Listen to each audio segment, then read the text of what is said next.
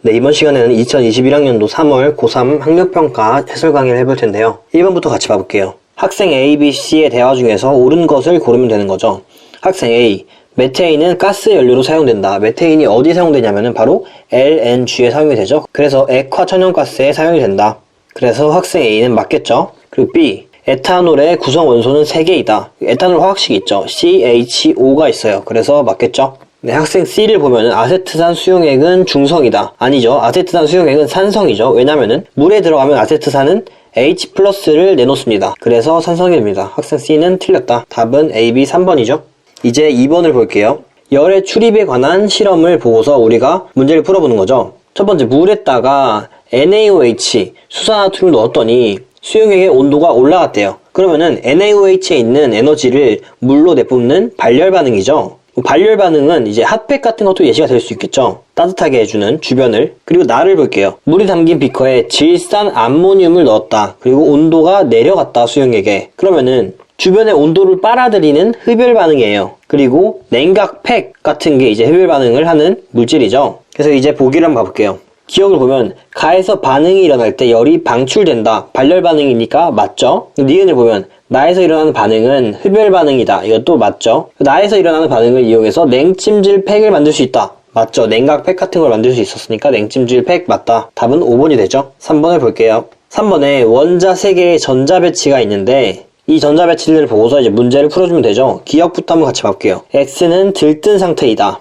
네, X를 보면은 원래 여기 채워져 있어야 되잖아요. 싸움 원리에 의해서 1S, 2S, 2P 순서대로 채워져야 되는데 이게 채워지지 않고 여기에 채워졌어요. 그래서 이거는 들뜬 상태인 거예요. 싸움 원리를 위반한 들뜬 상태이다. 그래서 기억은 맞고요. 니은을 볼게요. Y는 훈투 규칙을 만족한다. 훈투 규칙이 뭐냐면은 홀 전자수가 최대가 되게 하는 거예요. 싸움 원리를 위반하지 않으면서 홀 전자수가 최대가 되게 하는 거. 그래서 Y를 보면은 네, 싸움 원리 잘 맞춰졌고요. 그리고 홀 전자수가 최대로 돼 있어요. 여기 안으로 겹쳐져 있지 않으니까 이제 잘 돼 있는 거죠. 그래서 훈투 규칙을 만족하는 거 맞죠. 안정적인 바닥 상태이다. 그리고 디귿을 볼게요. Z는 바닥 상태일 때 홀전자수가 3이다. Z를 보면은 원래는 홀전자수가 이게 없어지고 이렇게 돼야 돼요. 홀전자수가 가장 많아져야 되기 때문에 오비탈에. 그런데 이렇게 돼 있지 않고 여기에 뭉쳐 있으니까 에너지가 많은 들뜬 상태인 거죠. 근데 이거를 바닥 상태로 옮겨주면은 이게 열로 가면서 이렇게 되겠죠. 그럼 홀전자수가 3개가 됩니다. 그래서 이거는 훈투 규칙을 위반했다.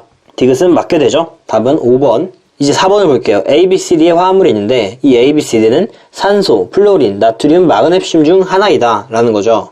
또 이제 문제를 이어서 계속 봐보면 액체에서의 전기전도성이 있다. 그럼 여기는 이온 결합 물질이고, 그리고 오른쪽에는 액체에서의 전기전도성이 없다. 그래서 고온 결합 물질이죠. 근데 이 고온 결합은 뭐냐면은 비금속하고 비금속이 합쳐진 거예요. 그러면은 여기는 무조건적으로 비금속만 있어야 되니까 산소, 플로린, 2 이렇게 돼야겠죠. 그래서 D와 B2는 구했어요. 그리고 이제 AB2를 볼 건데 AB2를 보면 B2는 우리가 구했죠. F2고 F2랑 결합이 될 수 있는 건 나트륨, 마그네슘 중에서 마그네슘이죠. 마그네슘이 전자가 2개 있으니까 2개를 플로린한테 주면 된다. 그래서 이제 AB2도 구했고, 그리고 이제 CB가 먼저 볼 건데 지금 C는 아직까지 안 나왔어요. A, B, D 구했는데 안 나왔으니까 C는 나트륨이다. 그리고 B는 플로린이었죠. 그래서 NaF가 된다.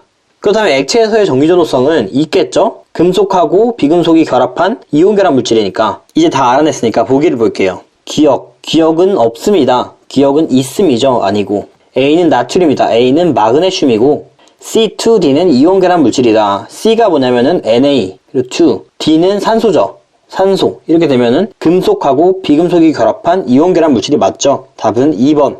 다음 문제를 볼게요. 5번 한번 봐보면 밀폐된 진공 용기에 XL을 넣었다. 그러면은 이렇게 밀폐가 되어 있는 진공 용기가 있고 XL을 이렇게 넣었다라는 거죠.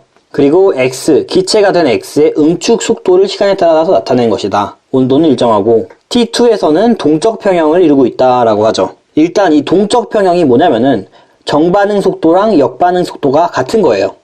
하지만 겉으로 봤을 때는 아무 일이 일어나지 않는 것처럼 보인다. 그러면 우리가 보는 문제에서는 뭐 액체를 넣었으니까 증발이 될 거고, 그리고 액체가 또 증발돼서 기체로 됐는데 그 기체가 다시 액체로 응축을 하니까 또 응축을 하게 되죠. 그래서 증발 속도랑 응축 속도가 같을 때가 동적 평형을 이룬 거다 라고 볼 수 있죠. 이제 문제를 한번 봐볼게요. 일단 기억부터 가볼게요. T1에서 액체인 X의 증발 속도는 V1보다 크다 라고 하죠. 자료를 한번 살펴보면 T2에서 동적 평형이 일어난다고 했잖아요. 그래서 여기서 일어나는 응축 속도랑 증발 속도가 같아야 된다라는 거죠. 그래서 이 V2는 이 액체의 증발 속도랑 같은 거예요. 또 액체는 처음부터 많았으니까 V2로 증발이 계속 되고 있었던 거죠. 그러면 이 T1에서 증발 속도는 이만큼이니까 V1보다 이만큼 더 큰 거죠. 그래서 기억은 맞습니다. 그 니은을 볼게요. T2에서 액체인 X의 증발은 일어나지 않는다. 아니죠. 반응은 계속 일어나고 있지만 겉보기에만 변화가 없는 거라 했으니까 니은은 아니다. 디귿을 볼게요. 기체인 X의 양은 T2에서가 T1에서보다 크다. 이건 맞는데 어떻게 되는 거냐면은 T1에서는 지금 기체인 X가 이렇게 2개 정도밖에 없었던 거죠. 그래서 응축할 만한 것도 얼마 없어요. 그런데 T2에서는 이제 기체인 X가 많아져서 4개 정도 돼가지고 응축할 만한 X도 많아진 거죠. 그렇기 때문에 기체의 양은 더 늘어난다. 응축 속도가 증가했다는 거는 기체의 양이 많아졌다는 거이기 때문이다 라는 거죠. 그래서 디귿도 맞습니다. 답은 4번이 되겠죠. 이제 6번을 볼게요. 3가지 분자가 나와 있고 이거를 분류를 해라 이런 거죠. 일단 첫 번째 분류 기준부터 보면 모든 구성 원자가 동일 평면에 있는가 라를 물어보는데 NH3는 삼각불형이고 H2는 구분형 그리고 C2H4는 지금 한번 봐볼게요. C2H4는 어떻게 결합을 하고 있냐면은 일단 C는 항상 구조를 그릴 때 가운데에 옵니다. C 하나 더 오죠. 그리고 H가 C에 딸려있는 구조예요. H를 하나 달아주고 H를 하나 달아주고 이러면은 C1, H2만큼 해결이 되죠. 그리고 얘도 H 달아주고 H 달아주고 그리고 전자 나머지 2개 남는 거를 C끼리 공유결합하고 그리고 이 C2H4는 평면인데 평면인 걸 어떻게 하냐면은 부분을 하나하나씩 봐보면 돼요. 여기를 보면은 중심 원자 C에 비공유전성이 없으므로 평면 삼각형이죠. 그리고 여기도 마찬가지로 평면 삼각형 그리고 여기는 직선형 이런 식으로 돼가지고 모두 다 평면이에요. 그러면은 평면 구조겠죠. 그래서 평면 구조가 아닌 거는 NH3 한 개죠. 다는 NH3다. 다음으로 극성 분자인가에 대해서 볼 건데요. 제가 이걸 분류하는 방법을 한번 알려드릴게요. 일단 무극성 분자이려면은 일단 중심 원자에 비공유전자쌍이 없어야 돼요. 그리고 중심 원자를 기준으로 대칭이면 돼요. 그래서 이게 아니면은 다 극성 분자인 거죠. 일단 H2는 중심 원자 O에 비공유전자쌍이 2개나 있죠. 그러면 극성 분자겠죠. 그리고 C2H4 이건 어떻게 보냐면은 이 구조를 보면은 일단 중심 원자 C에 비공유전자쌍 없고 모든 측면으로 대칭이 되죠. 그러면은 무극성 분자예요. 그래서 C2H4는 여기 온다. 이제 보기를 볼 건데 기억부터 볼게요. 가는 공유전자쌍 수의 비공유전자쌍 수가 1보다 작다. 공유전자쌍은 2개가 있죠. 그리고 비공유전자쌍은 산소에 2개가 있죠. 그래서 1이죠. 그럼 아니겠죠. 그리고 니은, 나에는 무극성 공유결합이 있다라는 말이 있는데요. 무극성 공유결합은 그냥 같은 원소끼리 결합하면은 무극성 공유결합이에요. 그리고 다른 원소끼리 결합을 했다. 그러면은 극성 공유결합이고. 그래서 이 나를 한번 봐볼게요. 지금 같은 원소끼리 공유결합한 게 있는지. C랑 C가 공유결합했죠. 그래서 무극성 공유결합이 있다. 니은 맞았고. 그리고 디귿을 볼게요. 결합각은 가가 다보다 크다. H2O가 다인 NH3보다 크다라는데 H2의 결합각은 104.5도, NH3의 결합각은 107도, 각은 얘가 더 크죠? 그러면 아니겠죠? 이것도 팁을 좀 드리면은 이 CH4랑 NH3, H2O에서 결합각이 보면은 비공유전자쌍이 한 개 생길 때마다 2.5씩 줄어듭니다. 여기서도 2.5씩 줄어들고. 그래서 2.5로 줄어드니까 109.5도만 외워두면은 109.5 빼기 2.5하면 107, 또 2.5 빼면은 104.5 이런 식으로 외울 수가 있겠죠? 간단하게. 네, 이제 다음 문제로 갈게요. 이제 7번을 볼게요. 물질 X2와 X2Y에 대한 자료이다. X2부터 봐보면은 이 X2는 전체 원자 수가 아보가드로 수만큼 있대요. 1몰만큼 있대요. 그러면은 분자 수는 거기다가 2분의 1 곱한 만큼 있으면 되겠죠? 원자 수가 한 분자에 2개니까. 그래서 이 X2는 2분의 1몰 있다라고 볼 수 있겠죠? 그리고 이 14가 2분의 1몰의 질량이니까 1몰의 질량은 28이 되겠죠? 그리고 분자량 28을 만족하는 분자는 N2가 되겠어요. 그래서 X2를 알아냈고 X2Y를 보면은 전체 원자 수가 6몰만큼 있대요. 그러면은 한 분자에 지금 X, X, Y 세 원자가 있는 걸 알 수 있죠. 그래서 이 분자의 몰수를 알려면은 3분의 1 내주면 됩니다. 2죠. 그래서 2몰이 있어요. 그리고 2몰일 때 88g 있으니까 1몰에는 44g이 있고 이게 분자량이 되겠죠. 그러면 이 44에서 28을 빼주면은 Y의 원자량이 나오는 거죠. Y의 원자량은 몇이냐면 16이죠. 그래서 Y는 산소구나를 알 수 있어요. 그래서 이거는 N2O가 됩니다. 이제 모든 정보를 다 알아냈으니까 한번 문제를 볼게요. 첫 번째, 기억. X2의 양은 1몰이다. 아니죠. 2분의 1몰이죠. 틀렸고, 니은. X2Y의 분자량은 44다. 맞았죠? 맞고. 디귿, 원자량은 Y가 X보다 크다. 산소가 질소보다 크죠? 맞았고. 답은 4번이 됩니다. 그리고 이제 8번을 볼게요. 물질 A, B와 CD가 나와있고 이거에 해당하는 문제를 푸는 건데요. A는 전자를 2개 잃은 양이온이죠. 그러면 양이온은 금속이고, 그리고 또 여기는 음이온, 전자 2개 얻은 음이온, 비금속이 돼요. 그래서 금속과 비금속의 이온 결합이다. 그리고 A가 무슨 원소인지 알아보면은 원래 전자 2개가 더 있었죠? 그러면은 전자 2개가 이렇게 더 있는 모습이었을 거고 3주기 2족 원소가 되겠죠? 그러면은 마그네슘이 된다. 그리고 B2-, B가 뭔지 알아보면은 전자가 2개가 원래 없었을 거고 그러면은 산소가 된다라고 할 수 있죠. 또 C, D도 한번 봐볼게요. C와 D는 공결합을 하고 있는 분자인데 이 C는 보면은 수소이죠? 그리고 D는 전자 한 개 없는, 2주기에 전자 한 개 없는 플로린이죠. 그래서 H랑 F가 결합했다는 거를 알 수 있고, 이제 문제를 한번 봐볼게요. 기억, A는 전기전도성이 있다, 고체일 때. 맞죠? 금속은 고체일 때 전기전도성이 있죠? 니은, C, D에서 C는 부분적인 음전하를 띈다. 보면 HF가 결합해 있는 거에서 이 F는 전기 음성도가 4.0으로 제일 크죠? 그리고 H는 전기 음성도가 2.1이에요. 그러면은 고음결합하고 있는 이 전자들을 플루오린이 좀 더 땡겨오는 거죠. 그래서 플루오린이 부분적인 음전화가 되고 수소가 부분적인 양전화가 된다. 그러면은 니은은 틀렸죠. 그리고 디귿, 분자당 공유전자상 수는 D2가 B2보다 크다. D2는 F2고 B2는 산소인데 공유전자상 수는 산소가 더 크겠죠? 틀렸고 답은 1번. 이제 9번을 볼게요. A, B, C는 각각 Cl, K, 칼슘이다.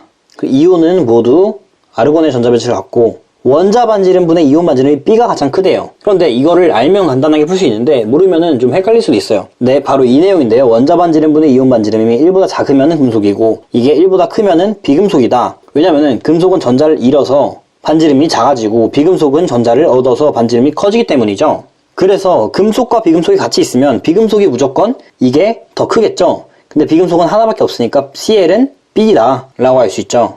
그 다음 보기를 보면은 S오비탈의 전자수분의 P오비탈의 전자수가 누가 더 큰지를 물어보고 있죠. 근데 이것도 사실 좀 외워두고 있으면은 훨씬 더 도움이 많이 돼요. 바로 이 내용인데요. 이걸 어떻게 외워? 쉽겠지만 문제를 계속 풀다 보면은 언젠가는 외워질 거예요. 그리고 기준을 잡아서 외우는 방법도 있고요. 여기 2주기에 1 여기 있고 3주기에 1 있고 이렇게 기준을 잡아가지고 한번 외워주는 거죠.